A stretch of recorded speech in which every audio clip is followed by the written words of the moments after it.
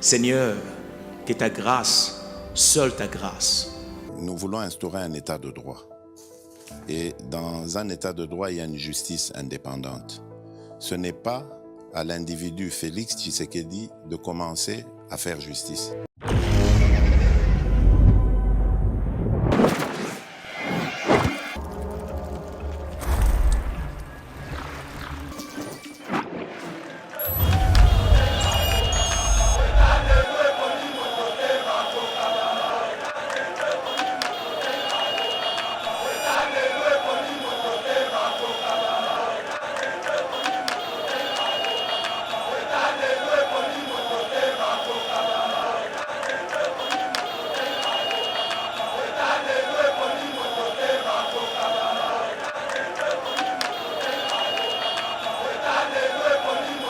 Très heureux de vous retrouver, mesdames et messieurs, dans le cadre de notre émission Éveil patriotique et bon début de la semaine à tous. Naïbike Bozali, vraiment ébélé dans la République démocratique du Congo, mais aussi en dehors de la frontière, de la frontière Nabiso, Bopé sa confiance dans Eba TV pour vous informer. Déjà, tous allez informer Bino, Steve Konde Azali Bino, quand même affiche Wana qui Eba TV, staff Eba TV bientôt là. Tozala Bongo na Goma et Paiwapi, une conférence sur le secteur à tourisme que la tenue par l'expert africain Didier Bayeye Boyebiye, donc conférence que la Kuna et que le Makuna. Après Goma et que la Bongo na Lubumbashi, après Lubumbashi que la Pena Luala Baipa Excellence Fifi Masuka pour booster toujours le secteur du tourisme au moment où la République recherche des moyens pour financer son développement. Nous pensons que les secteurs à tourisme et COIP contribuent valablement pour que Mbongo Ekotanake c'est à l'État de financer le développement de la Bisso et félicitations et puis encouragement à Didier Bayeye Oyazali Kosala Nyonso pour que le secteur à tourisme est élément Namboka Nabiso. Pasteur Guili Mitterrand on vous retrouve encore aujourd'hui parce que c'est une actualité. Tout commenter en go. Premier sujet, mesdames et messieurs, tentative, il y a détournement au ministère, au sous-secteur, il y a éducation, enseignement primaire, secondaire et technique. Excellence Tony Mwaba apporte des éclaircissements entre inspection générale et finance, na ministère EPST, moto zali kopela. Kasezali bato mususu nde balingi ko ba créer confusion na kati ya excellence Tony Mwaba na inspecteur Gilles Alingeti bokozwa vraiment ba détail na précision na kati ya émission oyo. Deuxième sujet, mesdames et messieurs, ministère et la justice à travers excellence Rose Mutombo, ils ont vraiment décidé pour redorer l'image de la prison et la République démocratique du Congo, prisonniers à esclaveté, prisonniers à zappé na droit naé et sengeli mutu so azali incarcéré, ba rééduquer, ba commissaire mutu pour la réinsertion naé et ça a réussi et c'est dans ce cadre que ministre et la finance, ministre de la justice a kendaki bongo na Congo central na prison et à Luzumu pour na kotala comment est-ce que ba prisonniers bazali bongo traité total la likambona pe tokobeta lisolo par rapport au secteur de la justice mais torosu qui s'appelle na o bazali ko benga balobi premier exilé politique ya président Félix Yemokonde azali ko loba yango bin Kikaya Karubi o azali bongo secrétaire particulier et ancien président Joseph Kabila mais aussi conseiller diplomatique à lobi azali obligé à kokima mboka parce que banaki ko lukasili na mutu na ye abanaki ko déranger régime na ba déclaration na ba critique na ye alors que ba yebi ki zalaki pour na dossier à carte visa aux zalaki connecté na trésor public ba benga qui est pour s'expliquer mais ya monaki déjà que mukamate c'est pour bientôt yango akimi tokobeta lisolo nango na kati ya émission oyo. Merci d'avoir choisi Eba TV bokozala désuté. Pasteur Guili, bonjour et bon début de la semaine. Oui, bonjour Ndeko Mitterrand na yopelokola, bonjour bonsoir na bandeko nyonso bozungulu ya kolanda biso moi mikolope le kaki moi mi balé misa tout monde na quitté ko bongisa pe moi nzoto na mitungisi nango mais biso tozongi po tosa musala oyo peuple congolais bazozela biso mbote na baoya biso yebati veza ya bino voilà on est là. Pasteur Guili, Makambuni Nezali Koleka, entre son excellence Tony Mwaba, na inspecteur général de la finance Gilles Alingeti, qui tentative de détournement, 16 millions de dollars, ils ont destiné pour qu'on foute à bateau, ça qui supervision, bateau, surveiller qui tena fait, test et à fin, il y a études primaires. Kasi balobi excellence Tony Mwaba à Luka qui a détourné Mbongwana quand on sait que Tony Mwaba c'est parmi les maillots jaunes il y a gouvernement où azali ko ça la fierté à gouvernement ba warrior sur fond propre azali ko sala misala ndenge sengeli mbongo ba prédécesseur na ye babanaki ko régner nango il y a le bité ezali mbongo ya l'état ezali mbongo ya enseignant mbongo ya musala na sala la musala mais to kamwe to yoki yo tentative ya détournement ezani n'est pas surgeli de comité na ya matondo na yo matondo na bande konyoso bazui ngolu ya kolanda biso nangaki na loba boy d'abord eloka liboso fotolo ba merci na démocratie oyo mokonzi kolo na biso aye nango ça c'est un puisque lelo ata tokoki kosepela mais toyeba ke makambo tozo vivre lobi na lelo pendant 18 ans tomonaka yango te pour preuve ndeko mitterana ya mokonzi mboka na ngai ya kala anomaka papona lingaka mingi ale ministre de justice Luzolo Bambi anomaka ine loko mobo ya corruption papa Luzolo Bambi a joie spécial en charge à lutte contre corruption blanchiment d'argent merci ndeko mit a joui bandeko yo nyonso amonaki bango malongate a joui document apesi malongate parce que amona ba malongate kasi moyibi na kati ko jwa biloka l'état misolo l'état or yemo ko mokonza mboka kala lobaki alobi bankulu na en cravate place na bango eza na prison makala ce qui est étonnant akanga kaka ba opposition qui ba opposant à l'époque mais écoutez musala pour mon bateau balobaka keno Kabila le père de la démocratie lokuta tamutoye mokonza mboka lobi état de droit ifokota ata osamona mayinanga to mona preuve mbala liboso na mboka na biso directeur ya cabinet ya mokonza mboka bakanga ye na makambo yo ya misolo ya mboka toye komona makambo belebele ndiko miti tolala tolamuka toye koyoka IGF na Tony Mwaba ya EPST en fait biso yebati vitolingaka nini tolingaka topesa information tokotango na kati na tongo ya lelo tosololi na kulutu jila lingeti na telefone atikali koloba na bibebu na yete keno détournement salami atikali pe koloba te keno tentative salami eloba mite oyo nyonso ezoloba mana ezakaka biso bato toza pembeni vrai problème eza wapi vrai problème eza IGF alingi misolo ya bato bakozwa misolo na bango eleka na nzela ya banque moto aya fongoli compte na ye azwi eloko na ye ministre alobi non eleka na nzela ya maboko maboko bank voilà maboko bank moto azwa eloko na ye nde sika koputana ekoteli bango mibale yango wana en réalité tango toyoki kotoyo toyoki ko retrouver que non eloko moko na kati wana ezate ni détournement ni tentative puisque j'ai la ligne de lobby en côté ce qui te suit partie A il y a IGF alobaka nini na media netando ke tolandaka ye longoni ape na musala na ye alobi liboso ezalaki tokotika misolo ekei eliani bongo biso toye mais sikoyo na misolo ndenge ezokendele na musala oyo ekosalama esengeli biso toyeba yango po makambo ya kolia mbongo ezala te na kati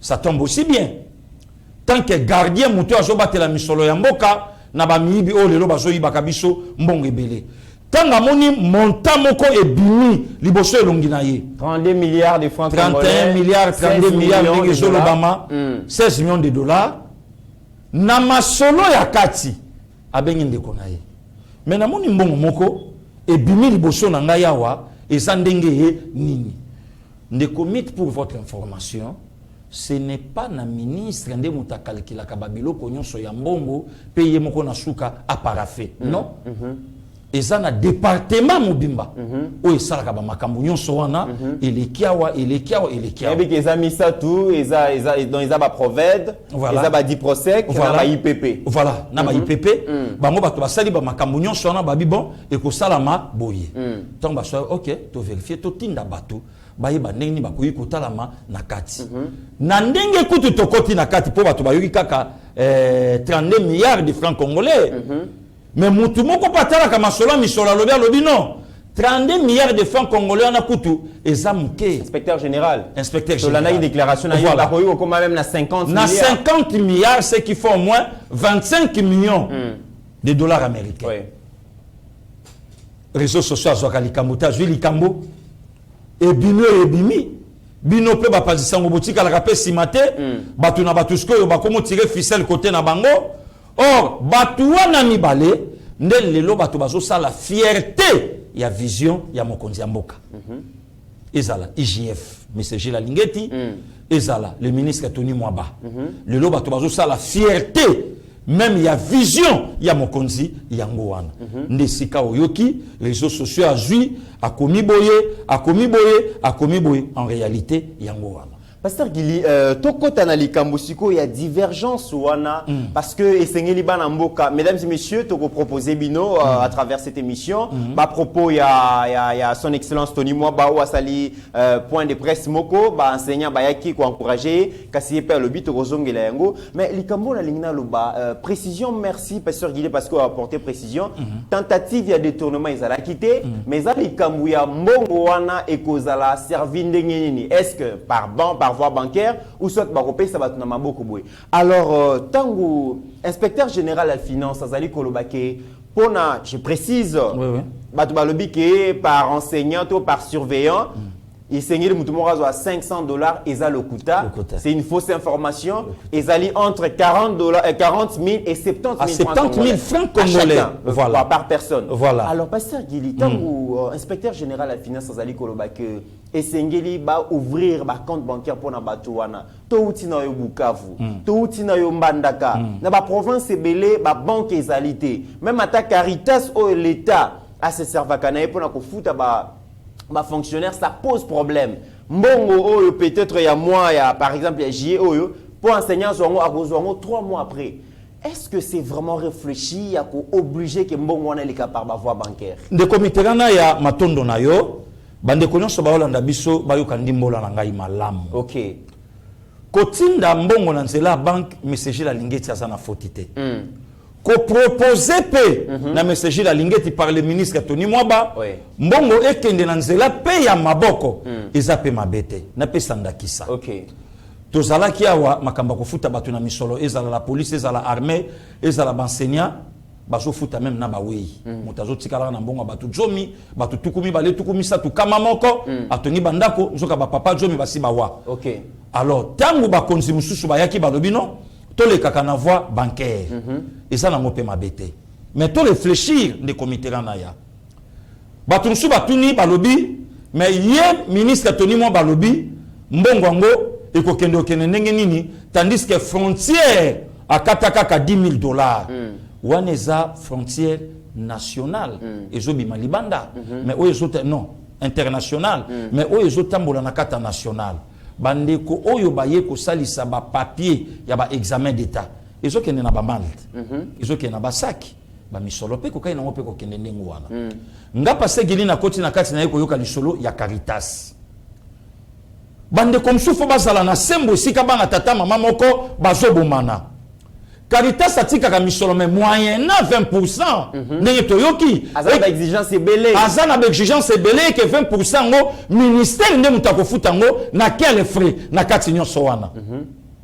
de ba frais ya convoi ya ba fond wana oui ya ba fond wana na kati wana oh tango IGF apesi nani apesi likanisi wana apesi ngo mabete c'est par rapport ya makambo oyo eleki na kata mboka na biso mais est-ce que mpaka lomi lo feko na bokungu ikela ayebi ndenge bafungola keloko wana po azwa 40,000 na ye c'est ça le problème. Est-ce que nangandajika na Luiza na mayombe na kabe ya kamwanga na kati est-ce que ba omoni de commit likamusu mutako ikoloba oyoki yango osilisho bomi mutu en réalité ba autorité wana mibale ba trouver compromis ya ko fixer opinion que voie bancaire eza mabete mais na quel moyen oyo mbongo ekoyi kokoma na bolomba mutazata na chombote na bolomba ayebi téléphone te et puis quand bancaire efunga mara pona opération wana kaka ya surveillance Cécile ouais ndeko mit ekoyi ngo pe ko funga mekatani mais est-ce que ayebi yango C'est ça maintenant le grand problème. Il y a un moment où place n'a passé Guili na lobby que est-ce la ministre Tony Mwaba, est-ce la message la Lingeti. Motoza na mbeba azate. Et ça de bango balé ce que ba même biso na compréhension. Vous comprenez? Il y a kolongola sko équivoque. Oh yo e bandi ko bimasiko yo na opinion pourquoi puisque le président de la République est fragilisé. Les lots kobo sanate, les lots kobo sanate. Ba victoire rebelle oh le bimi nanzela ya Gilles Lingeti le lo pe ko bossa na tende comiteran ba te belé le lo balo landa biso le lo valoriser l'article 43 par le président de la République oh yo gardien à gratuité aye maintenant ko mettre ngo calmement na mato ya bato c'est pour la première fois n'étendit mon République te na fait payer les cana sans payer un rond pour la première fois. Pourquoi tu crois que tu essence na kata bateau mibale bateau lelo bazo ça la fierté il y a démocratie il y a katambo kanabiso. D'accord, Messi na Cristiano batutani. Non, ba ko ikutu ko tutana. Mais ezala dans le bon, ezala dans le vrai. Ezala te que nous na kati que nous tentative ya non. Sur le ministre ya finance Nicolas Kazadi. Lelo bravo quand même na ye na réputation ya kitoko ya bandi ko sala lelo na misolo ya mboka lelo e bandi pe ko jwa lokumu. Lelo tangwa senyaki. Mais ezape na domaine mususu na au pays o ko senga ke misolo na faut que dépôt o retira mon banque. Mais ezala ki na noté. Mais nana bimisi pasteur Guili nana bimisi likambo ya tentative ya détournement quand on sait que mbongo ya ngokutu ezala nous disponible na banque centrale T parce que détournement quand même c'est supposé que lo kwana ezali déjà au juillet on a place X au tien on a place Y. Voilà. Et tentative ezaki tant on zali ko on a place X pour comme on a place Y ba kangio na zela. Mais mbongo ezaki non disponible T. Finalement nana zana simailo ko pour salir réputation ya excellence Tony Mwaba. Ndeko non seulement Tony Mwaba même à Gilles Lingeti. Le comité na ya na peso kaka ba verbe mibale. Bande comme ça bazo linga Tony Mwaba azala sali. Pe deuxième élément bazo linga IGF azala discrédité. Donc c'est ça le vrai problème. Yangwana. Et à la fin ba monasko mo konzamboka. OK. C'est ça le vrai problème. Na kationa likamboza na ngote. Ba tireur de ficelle ba bomba mina sima mikongo ya bato. Selon pasteur Guili. OK. Ni na zomona. Ba tirer ya ficelle ba bombami na sima ya mikongo ya bato. Et je rappelle pasteur Guili bato bakuru ko kanisa que il y a eu un vrai problème entre Gilles Lingeti na Tony Mwaba. Je rappelle que tant Tony Mwaba y na ministère ya EPST akutaki mandat ya musala ya IGF et tikalaki ya une semaine a sengi yango a renouveler deux fois ba travailler ensemble. Voilà. Il va travaillera toujours ensemble parce que pour besoin de transparence. Mais apparemment il y a des journalistes haineux oyo bazui information wana balobi bon lokola Tony Mwaba bazali maillot jaune à gouvernement et que Gilles Lingeti azali bongo gendarme azali bongo mutazo organiser patrouille financière pour encadrer bongo ya l'état et c'est qu'il créer confusion entre ces deux cadres. Mais oui, mais c'est normal. Il y a un moment na lobi na yo ko perdre le lot Tony na EPST et ça ko fragiliser les chefs de l'état qui aurait écrit na pension ya ba enseignant de 65 à 5 ans. Nani akanisa likambo ya ndenge wana et nani andima que non indemnité de sortie na bango et kokai kobima non seulement na kati ya fonds propre ya EPST mbongo oyo bandai ko soma banda kuna ba ministre o nyoso baleka tout comme il pas kokai pe ko soma pe parler na akokai pe ko sape makambo belé mabi mais na futa yango na kati pour tocha kimia na musala o to sala donc nga problème wana na koyebisa bandi kono ba journaliste ndengo lobi le loko bo santé ke komi cop journaliste nyonso a komi ko luka place ameka a travailler ameka sala boye ameka zongi saboye mais ngai ta on a landi kulu Gilles Lingeti na musala malunga c'est quelqu'un de caractère na musala malunga wazo sala tant on a landi maître Tony Mwaba ozomona ke non izaka problème incompréhension problème incompréhension ko yiko sala batu mususo ba mona ke beefsteak na bango et l'onga qui n'a qu'à ta monoko ne commis ko bosana te que non ministère a EPST et présenta ka biso lokola ministère moko ya passe ya babola mais ba ministre o babima wana oyebiso babima kitoko sala ki empire mais ba lobby ceux qui le lobo moto zali kopela na EPST ceux qui excellence Tony Mwaba bazali bongo na ba détracteur rebelle pasteur Guili balobi azali kolomba te. Non, on a dit ce qu'on veut pas. Si kolomba na batu ou bien kolomba na peuple. Puisque Colomba na peuple nde yango wana. Moboti mon côté appelle ça un rond. yango wana nde gratuité nde vision ya chef de l'état nde comité na ya réfléchissons un peu masolo yo ngana yo tokobeta siko na plateau po topesa badongolo misu nzela te bakabola po ba conseiller na présidence bazolela balobi ya lo baraté te nazoya to mekato simba bango ke bana mama moko tata moko bakabwana comme ça eluka mokonza mboka akosimba nani akotela nani wana te ndi komiti lelo tokobeta pe masolo mbala liboso na kata mboka na biso bana mike plus de 4 millions d'enfants bazonga chika cause à gratuité masolo quand même ya kobeta yango wana ya peine auto yebisa yo likambo pension ya ba enseignant makambo biso fallait quand même tobeta yango wana et lelo même nazo kamwa même listing ya bato bakofutama ezo salama na le silité pour ba remettre yango acquis de droit mais nazo ka déjà ba chiffre ya bato bandiko bima au 30 000 bazui yango wapi alors que ba proved ba di prosec na ba IPP bazo surtout ba IPP ba ça ba liste na ba province éducationnelle dans 58 batinda alors nani azolinga akotisa bana ya tata mama moko na moto tandis que ils ont encore comme compréhension il y a lingito ke na boye ndana lingito ke na boye alors maintenant sikoyo to vanda to kangisa idée.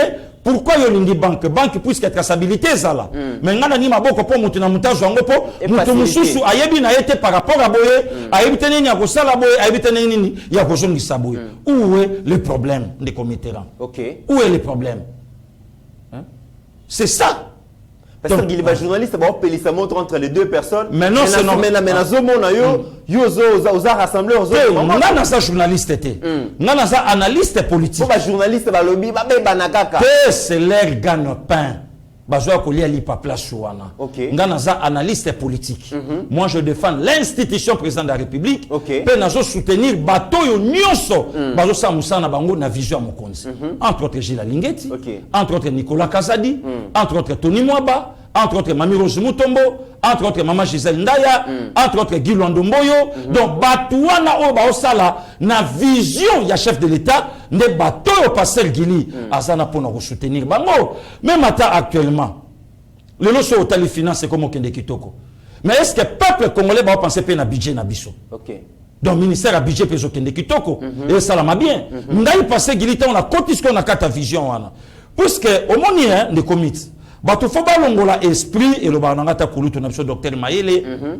Donc même place à koloba oui yo faut le baka non. Le lo bato belé ba chaka même itembe na ministre budget le ko la bimi ya INC et Meboji a aussi sous ça malamuté mais le lo ça va quand même et quoi empêcher passer Gilité à l'obélaye nenga zo lobela pe Nicolas Kazadi puisque budget na finance basa des frères Jimo. Alors ce finance a excellé c'est que budget pas au chaye poids c'est ça de comité. Alors pourquoi on a passé le Gili le lo na le kana plateau na tumba Gilles Lingeti au détriment il y a Tony Mwaba ou bien na tumba Tony Mwaba au détriment il y a Gilles Lingeti.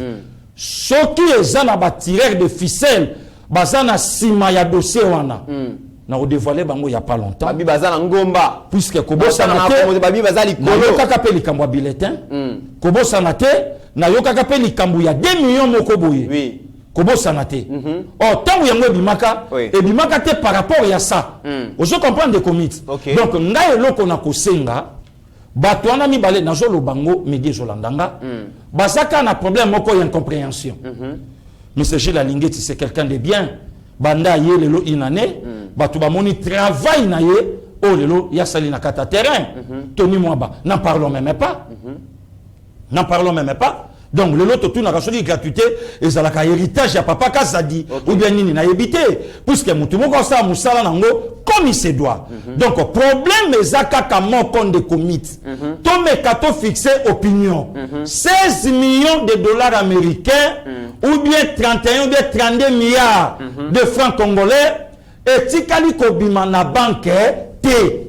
Donc, et vandi na maboko ya ministre T et l'équipe T et vandi na ngokaka na banque. Très bien. Parce que pourquoi de l'eau badongolo misonyo so babimi pour pas parler na mon détournement. Ok. Alors, pasteur Gili, avant tout point de presse Oyo, Excellence Tony Mwaba Salaki. Une autre question, Nazali Kotuna, Mokonzi, hein, donc patron il y a EPST, Tony Mwaba, Bandaye, Yomokolo Baongo, c'est comme si EPST Bandinaye. À ça, la réalisation belé. Nakota Gagnon sauté, mais Nakozwa Oyo, Yutuko Salema vendredi, passé na 15e conseil des ministres, à obtenir na gouvernement instauration, il y a prime des brousses. Prime des brousses, donc il y a un écart entre rémunération et enseignants. Selon que aux Alibongo, na chef lié dans les provinces, ou soit aux Alibongo dans le territoire Moussousou. Donc moi, écart, il y a salaire, il y a moi injustice entre guillemets, mais il y a l'obité et Sengeli, to réparer en go, enseignant et chef lié, na ya village kuna, bazwa salaire nengi moko. Alors, ils ont kabongo différents écarts, ils ont 50 000, mais à obtenir na nous la moitié. Donc déjà na fin trimestre ya année oyo enseignant même ezala ya brousse ezala chef lié donc esengeli salaire na bango ezala ndenge moko baba no futa déjà 25 000 c'est quelque chose parce que non Tony dérange un exploit de commit Tony Mwaba un dérange point marqué na lobi na yo Tony Mwaba dérange mais ba lo bela monter kaka ndenge Gilles Lingeti azo déranger ndenge pe Tony Mwaba azo déranger maintenant siko ba dongolo miso ba luka nini to fragiliser bango mibale pour et permettre ba mona sikoyo le chef de l'état ne commit personne s'attendait na yipsio calme na ba victoire o esalami na EPST na makambo esalami ekokai ko salama mutu moko pete akokai ko ndima kelelo kikaya bin karubi akokai ko kima mboka oyo à partir ya carte visa toujours grâce à ça la non émission na HD na DG Shadrack mais c'est chez la lingeta yamba biso très poliment na bureau na ye tout ça là oyo azalaka clair ya ko dénoncer babiloko onyon so pe ya ko yebisa biso et c'est mon nga place wana ezanini donc eza réponse oyo bazongisela ki mama oyo lelo alobaki ke no toujours senga na justice et longwa sélectif mais lelo siko ton babiloko boyebandi ko salama na quand même ya chef de l'état c'est que batu faut baloba bravo malgré que yango même pas donc batu lelo faut baloba bravo au monde excellent donc inspecteur général à finance Gilles Lingeti aujourd'hui quand même il a démontré que Moussala nae eza sélectivité c'est quelqu'un de bien pour nakaka baka mususu te mais quand même aza vigilant même la ministre ya UDPS akangité alobité amonika ka trace ya mbongo 31 milliards de francs congolais directement à Bengi Maître Tony Mwaba azali non à l'est na Nord Kivu a Bengi na téléphone po admena moni le komorobo yepe ayebaki na yete ke non chiffre na ezaboye puisque eza na obédience na yete ndeko mix makambo na oyebisa yo mutu moko akoka kolobango te donc tanga comme ça bango lokola guerre moko entre bango le ministère est mobilisé bato balandela kamaramba misolo balandela entre temps baliste zo salama babilo ke belé po bapesa ngona ki des droits bato yo bakofutama na misolo wana. Très bien, pasteur Gili Opema Mouké to landa bongo c'est qu'a été l'interview il y a donc ministre patron et département il y a sous-secteur et éducation Tony Mwaba ou à Salaki devant une représentation d'enseignants qui ont encouragé par rapport à attaque de gauche à droite et puis il s'est exprimé tout l'année comme ça. Je considère ça comme un dossier. Je considère ça comme un dossier de la vengeance. Je précise que c'est un dossier de la vengeance parce que entre Lingeti et le ministre de l'EPST, c'est le ministre de l'EPST qui traque les détourneurs. Pour preuve, 3 jours quand je suis arrivé à la tête de ce ministère, j'ai intercepté un paiement de 2 millions d'euros qui a quitté la Banque centrale pour les comptes de Veridos que Alingé tu connais. Pourquoi cet argent?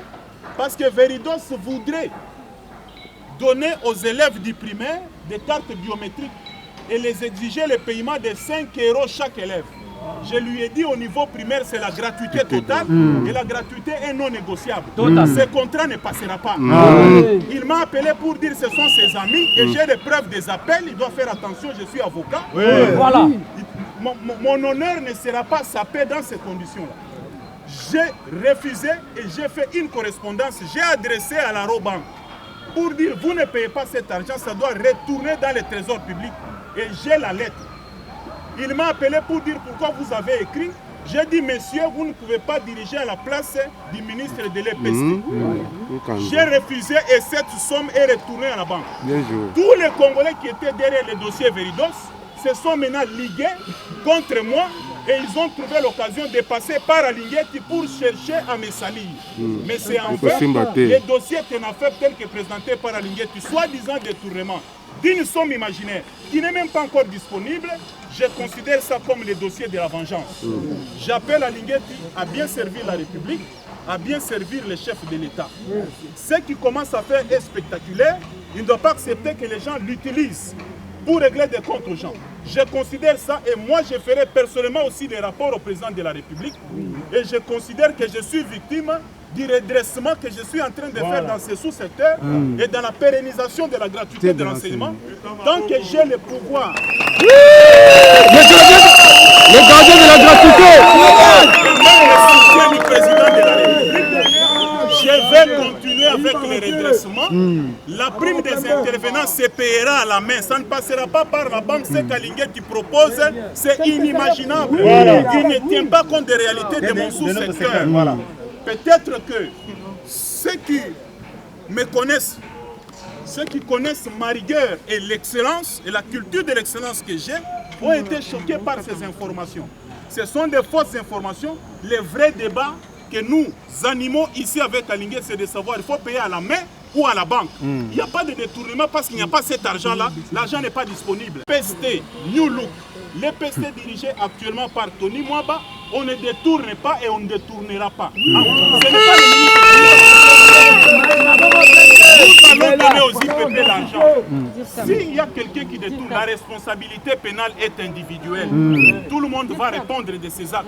Mais moi, je regarde les résultats parce que je suis politique. Et je n'admettrai pas. Tous les journalistes qui sont en train d'être recrutés, ils sont payés dans le seul but de salir ma réputation par les gens qui ont échoué dans les dossiers Veridos. Ils viennent ici pour faire le trafic d'influence. C'est au nom du chef de l'État. J'ai vérifié auprès du chef de l'État. C'est faux et archi faux. Ça n'a jamais été le cas. Le chef de l'État ne connaît pas ces affaires-là. J'ai des appels. Et nous irons en justice avec lui pour mon honneur. Ça, je l'ai dit et une fois pour toutes. Et comme il y a maintenant un conflit personnel entre lui et moi, je crois que même la mission de l'IGF ici à l'EPST, c'est moi qui l'ai sollicité. Toute sortie de fonds à l'EPST est validée par la mission de l'IGF. À quel moment vous allez détourner? Parce que je gère avec l'IGF ici. À quel moment nous allons détourner? Et cette mission-là ne nous rend plus service. Elle est venue pour nous bloquer. Des fois, quand vous avez besoin des urgences, vous les appelez, ils ne viennent pas.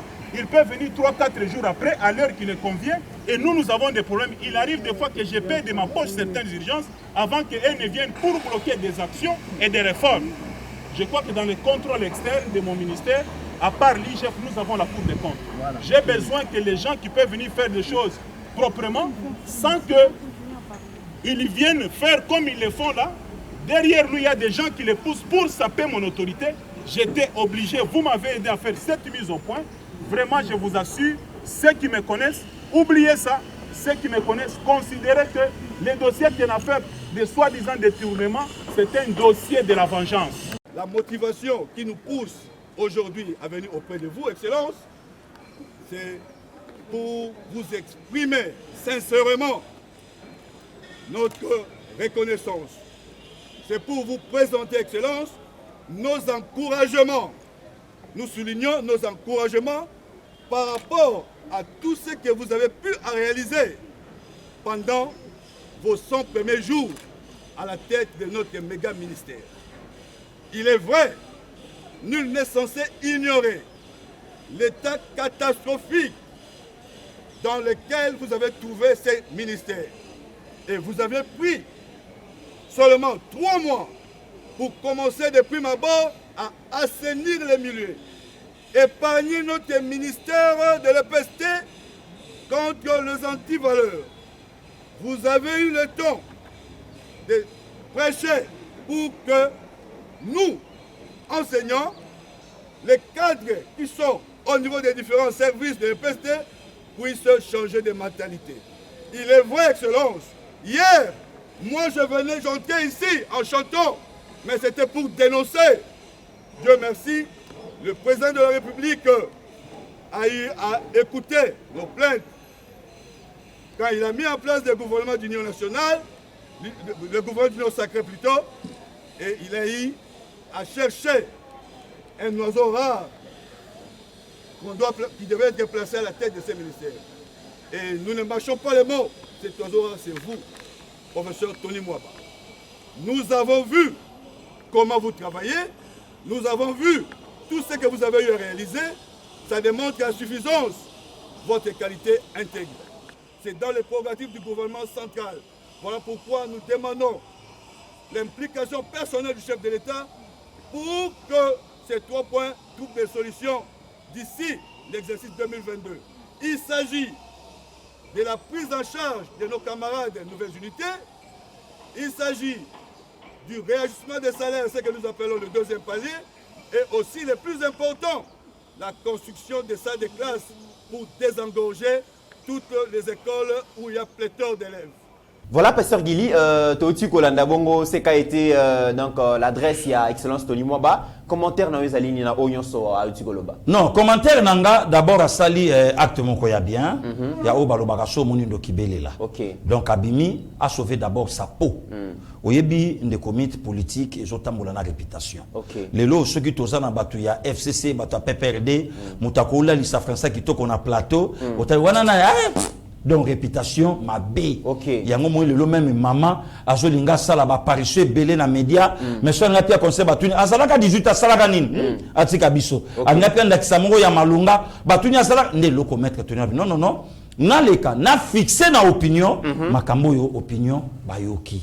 Donc yango moni nga passé gili tant on a yoki gauche na yoki droite na lobi ki ezaka première compréhension oyo pe ekokipe ko sala mabete que autorité mongo pa le kalobi alobi non na tikala jamais pe ko loba likamba détournement na loba ki pe yangote na vivre pe yangote. Voilà ce qui a été et au changer na ngopé loko mongo te. Très bien. Voilà Pasteur Gili, mesdames et messieurs, comme vous avez vous comprendre yango que détournement salamakité bande ko foba yeba travail ya Gilles Lingeti azalo kwa film auto bande ko tala kala ya inspecteur Derrick. OK. Voilà. Donc ako kita tali mais ingelo bateke non azana problème na maître Tony Mwaba. Très bien. Ce que ça na bateau bazana sima. Bazo lukaba benda likambwana et comme affaire privée na bango bakotika la pe bakoyoka na soni. Pourquoi? Très bien. De komi to moni likambu ya détournement to likambu ya ce qui est intention ce qui ni no batunyo ba le bela et ko inango ko tentative. Voilà tentative azana yepe mutu mais eza bongoté OK. par rapport à ça par rapport à ça par rapport à ça par rapport à ça. Voilà. Très bien, mesdames et messieurs, vous avez compris que détournement ils a quitté ils a pété de Tolobarake mandat ya président Félix c'est un mandat moko révélateur grâce ya Moussala ya inspection générale ya finance toujours découvrir ma bavure ya gestion d'engé salimaka et aujourd'hui muto akoboya Moussala professionnalisme to objectivité ya inspection générale ya finance na Moussa zali ko sala azalité parce que Moussa les ali ko salema patrouille financière zali ko épargner biso na ba détournement moyen muta simba sombonga l'été zaté parce que ba inspecteur bazali partout. Tony Mwaba que c'est lui le gardien de la gratuité, c'est lui qui se bat pour les redressements et secteur ou sous-secteur wana et aujourd'hui muto nyonso ayebi avec Tony Mwaba gratuité comme réalité gratuité kozala une réussite parce que réussite à gratuité ça ne se négocie pas. Alors batu batika la ko salir réputation batu bazo travailler pour la République démocratique du Congo. Deuxième sujet, Pasteur Gili, ministère de la justice, un grand ministère. Toko touché ba activité dans sa ministère de la justice mais tous wakaka likambu ya ba prisonnier likambu ya ba détenu likambu ya bato bazana conflit na mibeko ya mboka obungo bebisi donc respecter mibeko te ba kangyo ba bombio quelque part na République démocratique du Congo il y a plusieurs années Pasteur Gili prisonnier azana droité à vie prisonnier azali esclave prisonnier azali moto ko respecter te prisonniers dans ce condition na centre de détention comme on a eu liwa konyo kwama mais on voit quand même que banda ki mokonza mboka ye sous le leadership aussi à excellence madame Rose Mutombo ya ministère de la justice et comme sibiso tango toki na mechak on a prison à Luzumu à 75 km à Kinshasa na Congo central tout le monde quand même qui est passé prison ezara o tout le monde na makala te. Na moni ki nebi ko mona ki ba image wana. Non, de comité il y a d'abord merci puisque le photo le baquet gouvernement où ils a bateau ba bouger. Et ça gouvernement Moussala. Oui. Je ne sais pas. Mais ndenge na zo yokela. Na boule na ngai. On dirait un peu makala ministre de la justice ça na vision ba innover yango. Pour ba bongisa ba réhabiliter. Ndenge na oyoka ba innover yango. Ba réhabiliter yango. Ndenge na oyoka. On dirait makamba vungule na makala ezokende pe na busila. Ndenge na oyoka. Oui. Ndenge na oyoka. Parce que kuna balobi yango monisco lobi yango. Ouais. Ndenge na oyoka. Ndenge na oyoka to même ya ba prisonnier ndenge balaki ya kokangama. Ndenge balaki soki ndenge nini to pe banisco ko. Surpopulation ba prisonnier na surpopulation ndenge na oyoka. Engelo banini vision même ya Mami Rose Mutombo alinga comme ça prisonnier mutupe lokola biso. OK. Donc prisonnier za mutende baloba kango asalimbe ba l'été juillet vendredi mais échec quand même na ba condition. Tala image ya Luzumu. Tozongela totalement image comme ça tala image ya Luzumu. Merci beaucoup.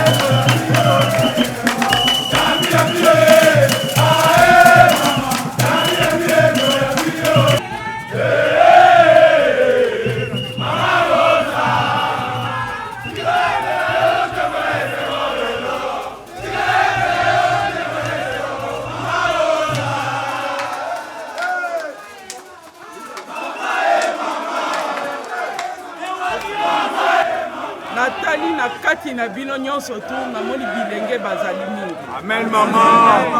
Bilenge bazali mingi ezali te pona esengo. Ezali que bo samande bo bongisa bizaleli. Boyebi que ba décision tozwaka na bambula moko tokataka nani sanction, c'est-à-dire bambulo bakateli bino tobimisi bino. Tosala kango sur base ya discipline bozanango na ndenge comportement bozanango na kati ya Luzumu. Bozolanda ngai. Esenge kozala makasi pona zala na bato ebele neti na moni boye te. Yangwana na lobi boye. Mutu na mutu aluka ko respecter mitindo ya esikoyo. Ya mibale mutu na mutu ayeba pourquoi akoti awa. Punition te po mutu na mutu ayebi tina ememeli ye awa. Mais ngai en tant que maman nako sepela. Bozala na comportement malamu et de bino boko kako retrouver ba famille na bino. De mon côté nako sala kengongo bozanango awa. Boko kako lekisango na kati ya environnement ya kitoko. Ya kolia, ya kolala, ya soins médicaux en attendant bambula na bino boko kako silisango ou pas na esiko toyokani na lingio yoka témoignage ya malamu na bino misusu babana okanisa ndenge balongoli bango kuna baye kotia bango na lubwaku mais prison na bino na kanisa ezali prison oyo eza elembo ya mboka mobimba yango wana na sengi bino merci mingi mpona accueil na bino botosa bakonzi na bino bobatela place oyo bozolala po ezala toujours présentable ndenge tomoni yango boye. Merci beaucoup. Pasteur Gili Otukolanda quand même extrait à descente na biso sur terrain na Luzumu moni quand même conditionné ni ba prisonnier au bazanango réaction des alignés. Non na sepeli. Batukutu même bakamwe. Ndenge batu ayokela akombo Luzumu bandimiti ke non en tout cas wana Luzumu. Matela ya ndenge wana, chambre ya ndenge wana.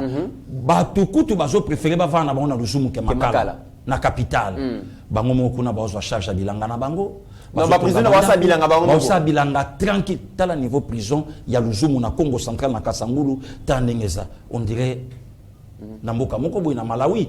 Donc je mona ke prison kitoko. C'est ça de comitera commis na mukumba. Donc prise en charge yango wana bato ba osa musala na yebike etumbu na ngai tango kosila na bima me na bima pe na métier moko na alaki nango na maboko. C'est sûr bazo la kisa bango ko tonga na lobi ba osa musana bango kitoko de comitera. Bazo ekola coupe couture, maçonnerie, bilanga na kati, makambutu et puis bazo lia malonga.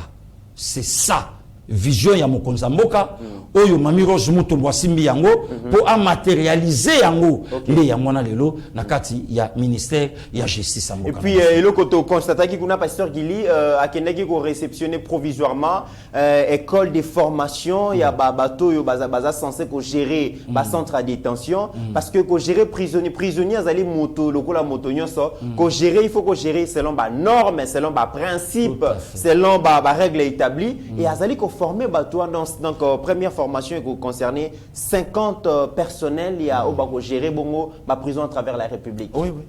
Donc c'est ça, bravo. Bravo na Mami Rose Mutombo. Les visions au bisosko to sengaki na moto akosi ma ministère de la justice le kola mokonza mboka azo valoriser ba maman après ça on le lotala quand même ba innovation. Très bien pasteur Guillermo qui na suka ya émission na biso. Excellence, Monsieur le Président Félix Alobaki qui na mandat naie ba exilé politique ba rozalate, ba prisonnier politique ba rozalate, mais déjà tous allez quoi enregistrer ba exilé politique. Bin Karubi Kikaya oyo yo zalaka na habitude ya koloba awa parce que ya limbi sakate na ba tweets nae a tout la kana nenga osakanate et les lois lobi ki azaki obligé ya okima parce que pouvoir linga ki réduire en silence na ba critique ba neko sala abi ba benga qui est même la justice le 25 juin pour na likamou ya carte visa ou ezaki connecté na trésor public alors que le kwana asala montant azaka na fonction et senga ka bon mettant alongwaki bakata ki ngwabi bubana ko lukele kaka ba problème pour bokanga pasteur Gili nde comitera d'abord matondo na yo pe matondo na maloba mokonza mboka na 2019 que na kosila na régime dictatorial. Bato ba comprendre ka langage wana te bato ba yeba ka te pourquoi lobaki yango ayeba ike na okena bango malembe tina suka. Ça c'est un. De den de comité na lobango awa na plateau na yo na yeba TV na yebisa bande ko nyonso ya FCC Kabila ne le calcule pas. C'est le Pasteur Gili. Kabila a calculé sa propre famille. Abengata Bin Karubi abengata yemaite. Na loba na yo nde komite na loba na bande ko ba Holanda biso Fachi azala nomete Fachi alonga maponomi na ye. Pour le losoko tuni ki kaya Bin Karubi ti apoti mbambu ala kisayo close. Oyo basala na Jelem ala kisabatu close. Oh basala na kingakati et ça te meilleur na bimili banda Kabila na Congo. Nous y avançons mollo. Oh ti esika o tokokoma tokosimba mutu ya manga mukokoli noyo wana Pasteur Gili donc bozoli ne manga. Tolia non manga. Objectif boko matina mukokoli. Tolia manga mit, tolia manga.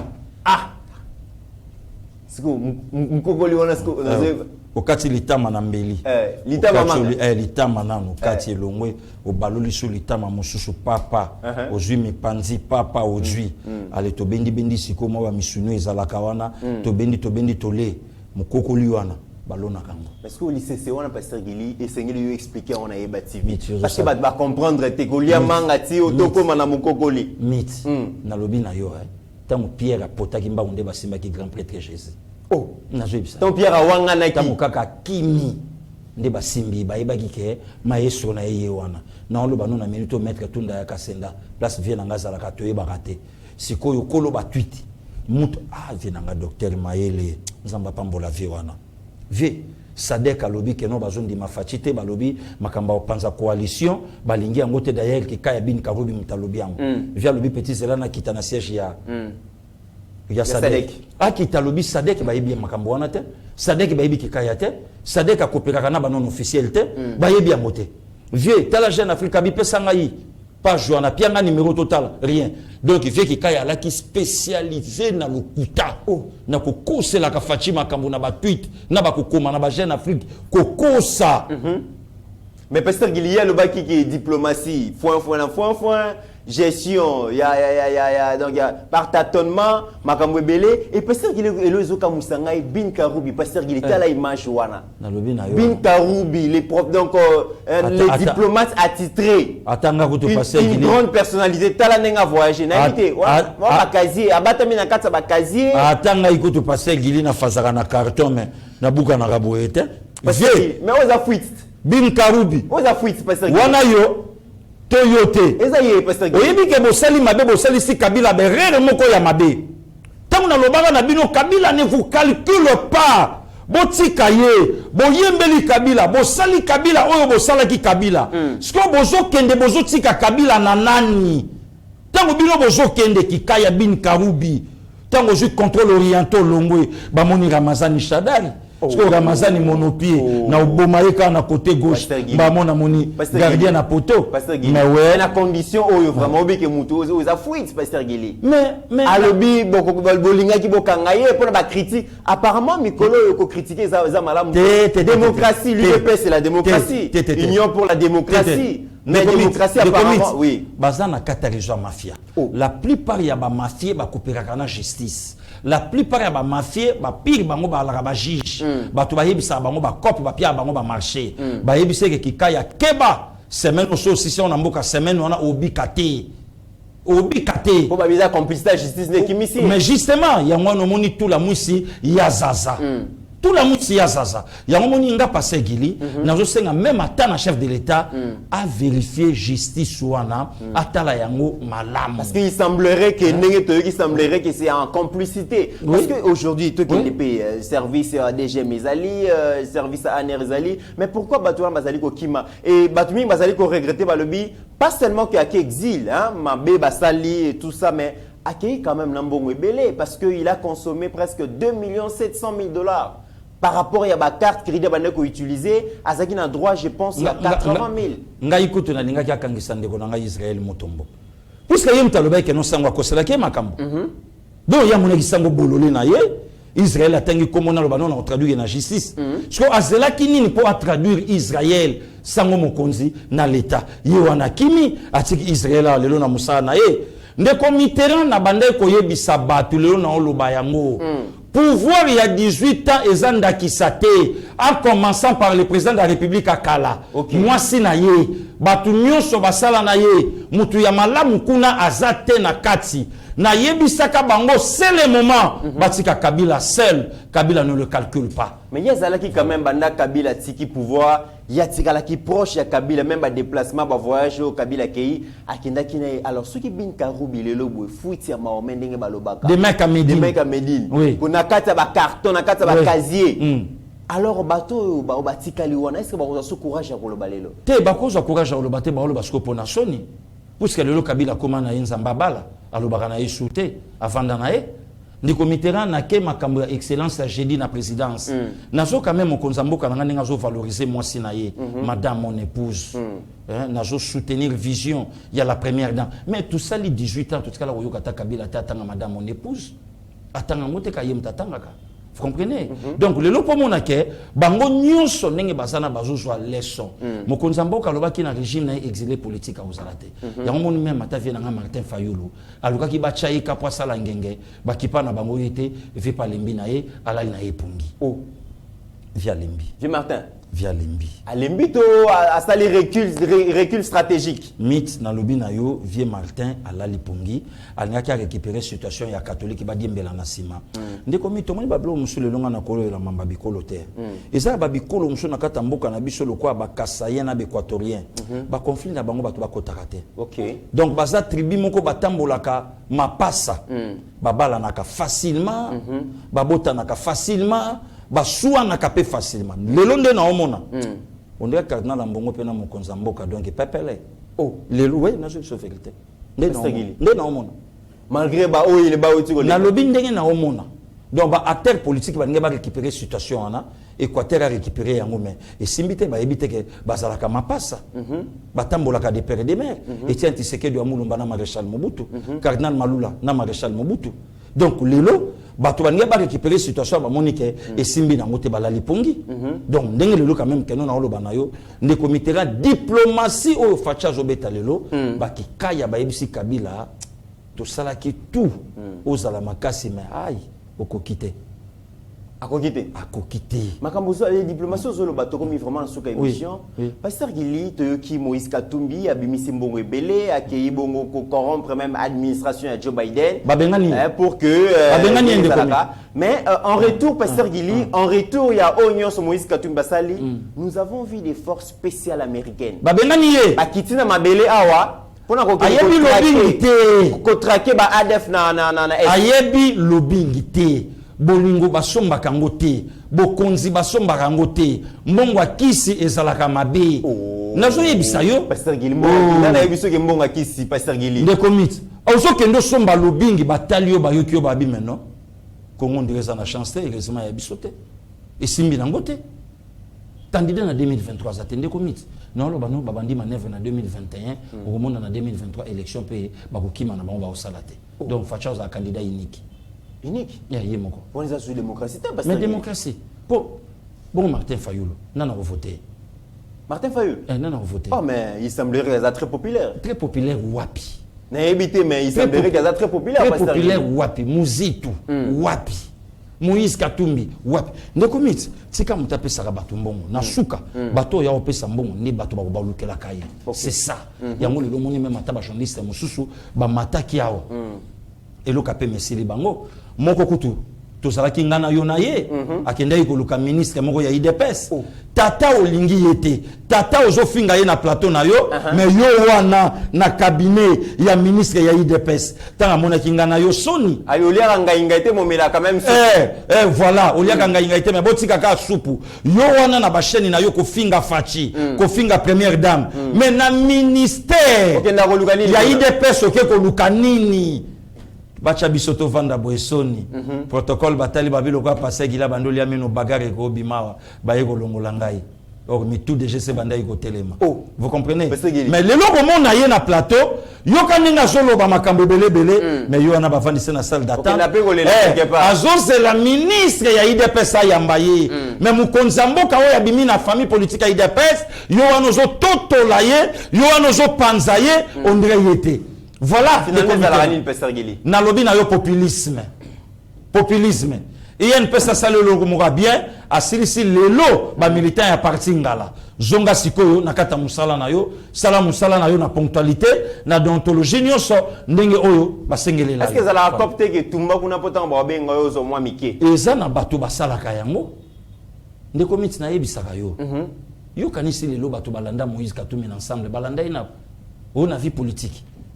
Ndeko Eliezer alanda Moïse Katumbi na vie politique honorable Mike Mukebai safu première lo ya batu bakendaka ya kendaka Afrique du Sud te ba yo koti na cop kokoti ça alana na vie bon biso quand c'est la vision pasteur Gili na bio kaniso levé kamita to ko Hollanda Moïse Katumbi na maïla politique mais pas sur la raté pasteur Gili plusieurs fois ministre président assemblée nationale ne comité raté yo Moïse Katumbi bazana mbongo ndenge nini asoma même na ancien président assemblée nationale mais c'est normal asoma na ancien ministre pasteur Gili c'est normal pour mon que congolais na poema mutu ouais pour moi que congolais ça n'a pas eu mutu ya Kabila a raison Kabila a raison on va transformer congolais ya yo qui même ata docteur Maïla loba Kabila qui makele belo mona tuchaka wana to traitaka ba débat de fonté ba débat de fond aussi mba moté place ni to ko réfléchir pourquoi économie mboka na biso ezo patauger place ni to ko fanda pourquoi les autres zo vivre ba makambo tout na parlement modèle ya élection na biso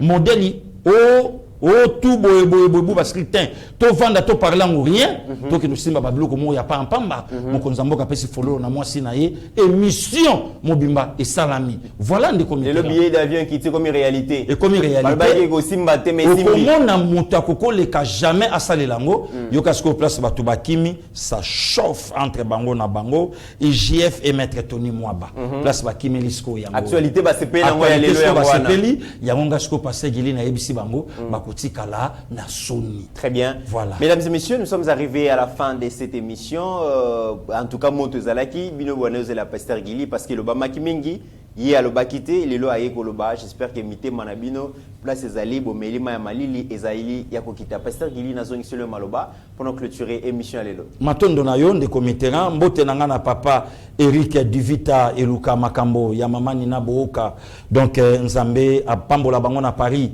et Sika Bazali, bandeko nyonso bazolanda biso, depuis ba États-Unis, MC, Marie-Cécile Okito, attaché donc Nzambe Abomba donc la représentante à passer Gili Bakote Kuna Nzamba Bomba Bango Nyonso ba Cheri Kabamba ba Charma Tonkole Nzambe Abatela Bango Nyonso ma mère Marie Pembe depuis Houston Nzamba Bomba Bango donc nous on est là biso zaka musala de comiteran ba Jean-Michel Okyo ba ozela biso donc kalaming te ba oyeba esika busole kotali sama mais ndenga na omona ndenge na ozonga ka goma lisusu oh ndenge na omona Pasteur Gili. Oui. Ningozomol. Oui, papa Didier Baye Mbombo Zoya. Oh. Oui, non, on a Sugoma. Non, comment va Nangakuna.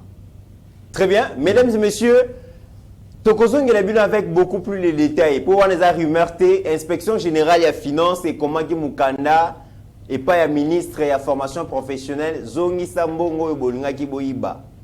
On a conseiller financier à ministre, naïe très bien. Hein, c'est mon vieux, il m'a donné cours. Mais Ezali Kamboka. Voilà. Balobi, soit qui mbongo ya République. Mon vieux, merci beaucoup pour la cour au Pesanga. Mais mbongo ya République. Ngana Pasteur Gili, tozo réunir ba éléments. IGF a combien qui déjà maman ministre donc Antoinette par rapport à détournement au Bolingay Bosala et ngana trésor public, mais tozo il a bien avec beaucoup plus de détails. Parce que toujours réunir l'information, calamité bogoye, qu'est-ce qui s'est passé dans le ministère de la formation professionnelle et métier. En attendant, mesdames et messieurs, malgré nos divergences, n'oublions jamais que la RDC est plus grande que la somme de nos ambitions individuelles. Portez-vous bien car chaque jour est une vie. Okay. Seigneur, que ta grâce, seule ta grâce. Nous voulons instaurer un état de droit. Et dans un état de droit, il y a une justice indépendante. Ce n'est pas à l'individu Félix Tshisekedi de commencer à faire justice.